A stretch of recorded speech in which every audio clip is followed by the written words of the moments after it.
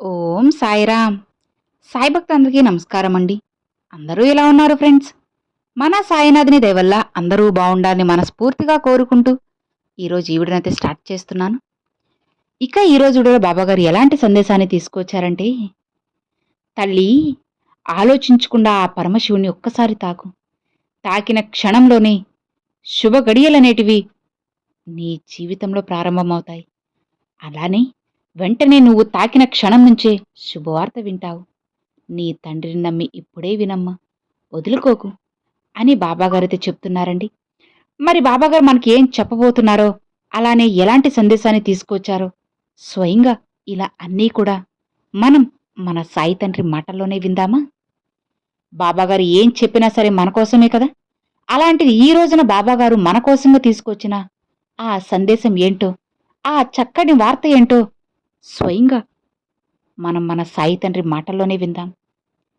బాబాగారు ఏం చెప్తున్నారు అంటే, తల్లి ఒక్కసారి శివయ్యను తాకావు కదా, ఇక నుంచి నీకు పూర్తిగా ఆ పరమశివుని అనుగ్రహం అనేది పుష్కలంగా ఉంటుందమ్మా. ఎన్నో కష్టాలను చవిచూసిన నీ జీవితంలో ఇకపై సంతోషాలు మాత్రమే పొంగి పొర్లుతాయి.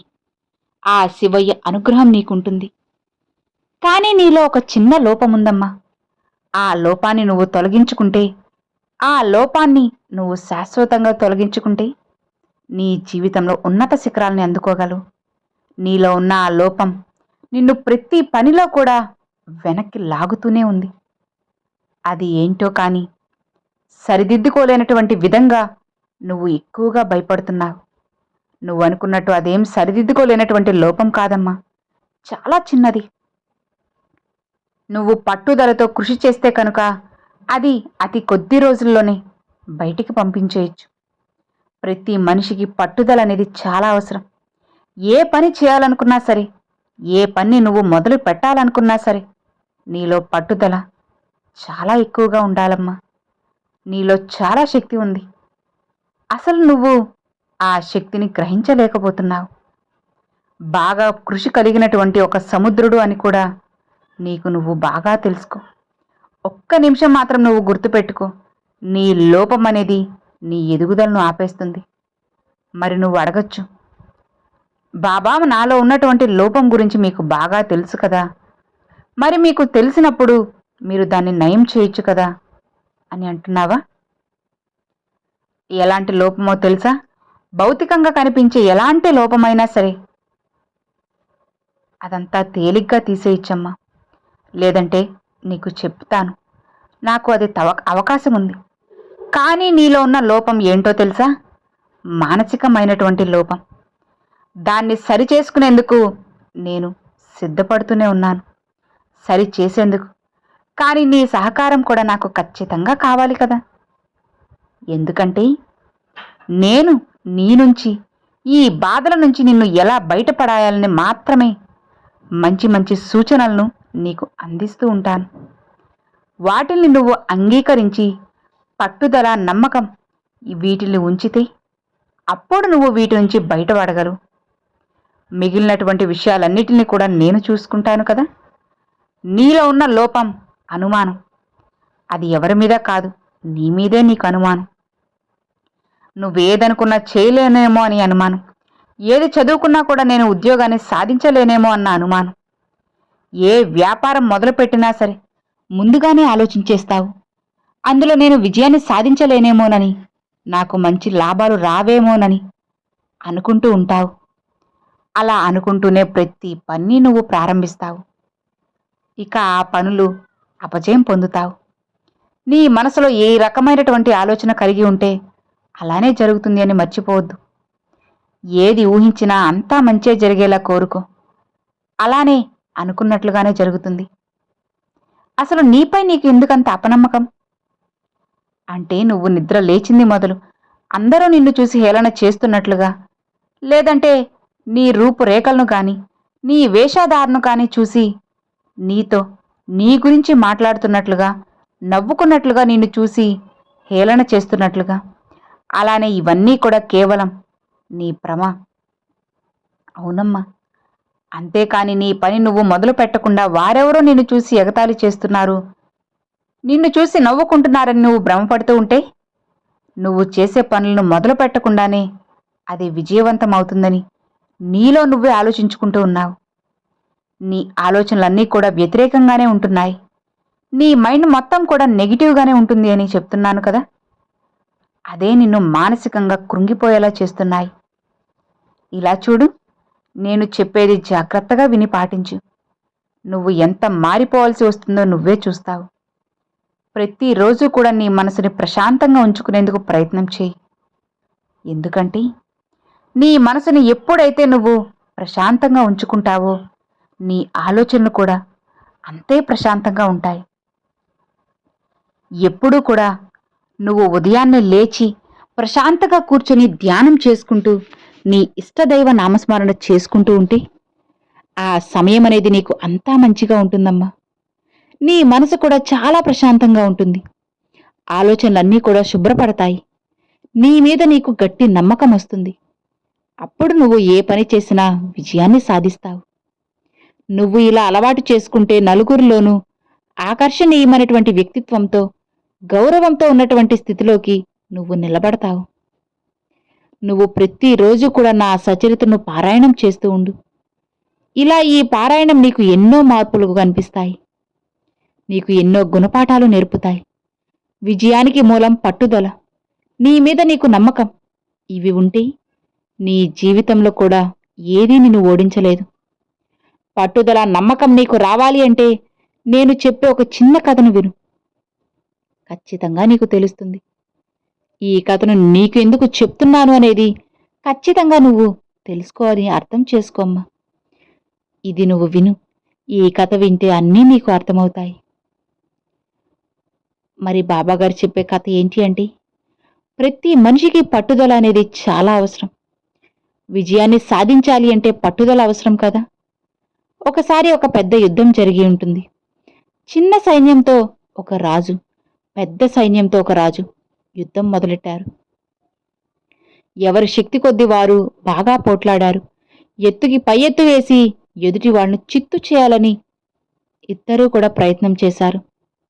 కాని పాపం, చిన్న సైన్యం ఉన్న రాజు ఓడిపోయే పరిస్థితి వచ్చేసింది. ఇక ఆ రాజు ఎంతో భయపడి, బాధపడి అలసిపోయాడు. ఒంటి నిండా దెబ్బలతో అతనికి నిలబడే శక్తి కూడా లేకపోయింది. ఇక తాను నెగ్గడం ఎటూ కుదరదని తెలిసి ఆ రాజు మెల్లగా పక్కదారిన పారిపోయి దగ్గరలో ఉన్న ఒక గుహలో దాక్కున్నాడు.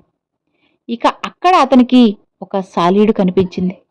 అది కింద నుండి పైనున్న తన గూటికి చేరుకోవాలని ప్రయత్నం చేస్తుంది. కాని అది కింద పడిపోతూనే ఉంది. ఒక్కసారి కాదు, ఎన్నోసార్లు అది కింద పడుతూనే ఉంది. అయినా సరే అది తన ప్రయత్నాన్ని మాత్రం మానలేదు. ప్రయత్నించి తన గూటికి చేరుకుంది. దాని పట్టుదల చూసిన రాజుకి జ్ఞానోదయమైంది.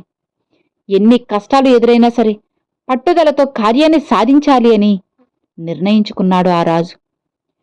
ఇక ఈసారి తప్పక శత్రువును ఓడించి తీరాలి అని గట్టిగా నిర్ణయించుకుని మళ్ళీ ఆ పెద్ద సైన్యమున్న రాజుతో యుద్ధం చేయడం మొదలెట్టారు.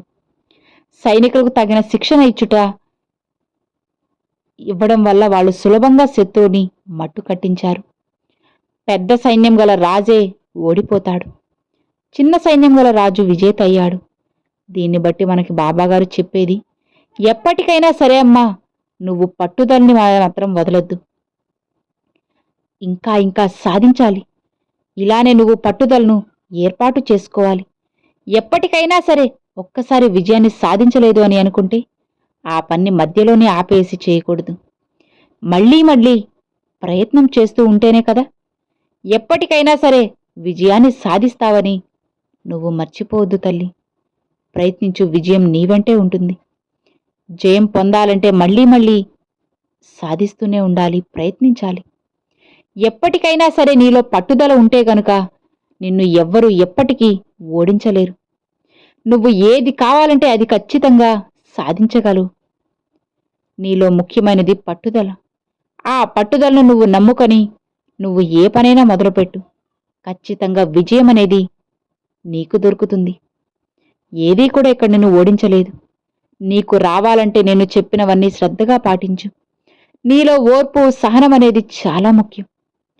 కాబట్టి నువ్వు ఎప్పుడూ కూడా సహనంతో ఉండాలమ్మా. అప్పుడే నువ్వు ఎదుర్కోలేని ఎలాంటి కష్టమైనా సరే నువ్వు ఎదుర్కోగలవు. ఎందుకంటే అన్నిటికంటే కూడా శ్రీరామ అవతారమైనటువంటిది. అవతారంలో పడినటువంటి కష్టాలు ఎవ్వరికీ కూడా రాకూడదు. ఎన్నో అవమానాలు ఆయన చూసినట్లుగా ఎవ్వరూ చూసి ఉండరు.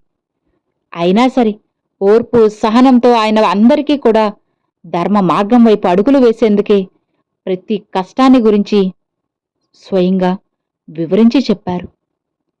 కాబట్టి నీ మనసుని నువ్వు ప్రశాంతంగా ఉంచుకోవాలి. నీకు ఉన్నటువంటి భారాన్నంతగా తీర్చుకో. నేను ఎప్పుడూ కూడా నీ దగ్గరే ఉంటాను కదా, నీతోనే ఉంటాను. నువ్వు మనస్ఫూర్తిగా నన్ను నమ్మిన వాళ్ళకి ఎలాంటి మానసికమైనటువంటి బాధ కాని ఏవి కూడా రానివ్వను. అపనమ్మకం కూడా ఏర్పడనివ్వను. ఇక నీకు కలుగుతున్నటువంటి దుఃఖాన్ని బలవంతంగా ఏమీ నిలిపివేయాల్సిన అవసరం లేదమ్మా. అది నీలో ఉన్నంత వరకు నీకు ప్రశాంతత అస్సలు ఉండదు. నీ కష్టం, నీ బాధ, నీ కోరిక ఏవైనా సరే ఇప్పుడు నీతో ఉన్నాయంటే ఇక నీ బాధలన్నీ కూడా నాకు చెప్పుకున్నావు కదా. నీకు దుఃఖం వస్తే అణిచిపెట్టుకోవద్దు. మనసంతా కూడా ఖాళీ అయిపోయినంత వరకు కూడా దుఃఖించు. ఆ దుఃఖంలోనే నీకు నా ఎంత అవసరమైన అనవసరమైనటువంటి బాధ కలిగినా దుఃఖించుకు. చీటికి మాటికి ఎప్పుడూ కూడా బాధపడకు. నువ్వు భరించలేనటువంటి బాధ అయితేనే నీలో ఉందని ఒప్పుకుంటాను. కానీ నేను నీకు మంచి సలహాలు ఇస్తున్నాను కదా. నీలో ఉన్నటువంటి దుఃఖమంతా కూడా విడిచిపెట్టు. నీ మనసు తేలికయ్యేంత వరకు కూడా దుఃఖించు. ఆ పరమశివుని నామస్మరణ నువ్వు స్మరిస్తూ ఉండు. ఖచ్చితంగా నీ జీవితంలో ఎన్నో అద్భుతాలు, మంచి మార్పులనైతే నువ్వు గమనిస్తావు. ఇక నీలో ఉండేటువంటి బాధంతా వెళ్ళిపోతే మంచి మంచి ఆలోచనలు కూడా నీకు వస్తాయి కదా. ఒక్కొక్కసారి దుఃఖించడం కూడా చాలా మంచిదేనమ్మా. ఎందుకంటే నీ మనసులో ఉండేటువంటి ఆలోచనలు రకరకాల పరిస్థితులను బట్టి వస్తూ ఉంటాయి. ఆ ఆలోచనలన్నీ కూడా నీకు సమస్యలు తీసుకువస్తాయి, వేదనలు కలుగుతాయి. అలాంటప్పుడు ఈ సమస్యను ఎలా పరిష్కరించుకోవాలి అనే ఆలోచన నీవంత అవుతుంది. ఎప్పుడైనా సరే తల్లి, బాధపడినప్పుడు మనసుని ప్రశాంతంగా ఉంచుకొని ఒక్కసారి నువ్వు ఆలోచించాలి. నేను ఏ పని మొదలు పెడితే నాకు విజయాలు వస్తాయి, ఏ పని మొదలు పెడితే నాకు అపజయాలు కలుగుతాయని నువ్వు ఒక్కసారి ఆలోచించుకొని నీ మనసుని ప్రశాంతంగా ఉంచుకొని నువ్వు నీ పని మొదలు పెట్టాలి. నీకు ఉన్నటువంటి కష్టాలన్నీ కూడా తొలగించుకోవడంలో నువ్వు ముందడుగు వేయగలుగుతావు. అయితే నీకు మరొక విషయం చెప్తున్నాను విను. ఎప్పుడూ కూడా నీ సాయి నీ పక్కనే ఉన్నారన్న విషయాన్ని నువ్వు మర్చిపోకు. గుర్తుపెట్టుకో. ఎల్లవేళలా కూడా నిన్ను నా కంటికి రెప్పలా కాపాడుతూ ఉంటాననేది నిజం. నువ్వు కోరుకున్నట్లుగా అన్నీ జరుగుతాయి. నీ జీవితంలో సుఖ సంతోషాలు వస్తాయి. నిన్ను పట్టి పీడిస్తున్న దుష్టశక్తులన్నీ కూడా నీ నుంచి తొలగిస్తాను. నీ మనసుని నువ్వు కష్టపెట్టుకోకుండా ప్రశాంతంగా ఉండు. నేను ఎప్పుడూ నీకు తోడుగా ఉంటాను. ఏ సమస్య వచ్చినా సరే నీ దగ్గరికి వచ్చినా, వస్తుందని నీకు ముందుగా తెలిసినా నువ్వు చేయాల్సిన పని ధైర్యంగా నిలబడ్డం. అవును, ధైర్యంగా నమ్మకంగా ఉంటే ఎప్పుడూ కూడా నువ్వు సురక్షితంగా ఉంటావు. అదే మొదటి మెట్టుగా నీ జీవితానికి ఏర్పడుతుంది. నీ మనసు ఎంతో ఒత్తిడికి గురవుతుంది కదా. కాబట్టి ముందు నేను చెప్పిన మాటల్ని ఆలకించు. తర్వాత నేను చెప్పిన మాటల్ని జాగ్రత్తగా పాటించి చూడు. నీ జీవితం సంతోషంగా ఆనందమయం చేసుకునేందుకు సిద్ధంగా ఉండమ్మా అని బాబాగారు ఈరోజు ఈ సందేశాన్ని తీసుకొచ్చారండి. సో విన్నారు కదండి, ఈరోజు బాబాగారు చాలా చక్కని సందేశాన్ని తీసుకొచ్చారు. మరి ఈరోజు బాబాగారు పంపించిన ఈ మంచి సందేశం మీ అందరికి నచ్చినట్లయితే ఒక చిన్న లైక్ చేయండి. మరికొంతమంది సాయి భక్తులకు షేర్ చేయండి. ఫస్ట్గా మన ఛానల్ చూసారు, సబ్స్క్రైబ్ చేసి సపోర్ట్ చేయండి friends. Thanks for watching. Om Sairam.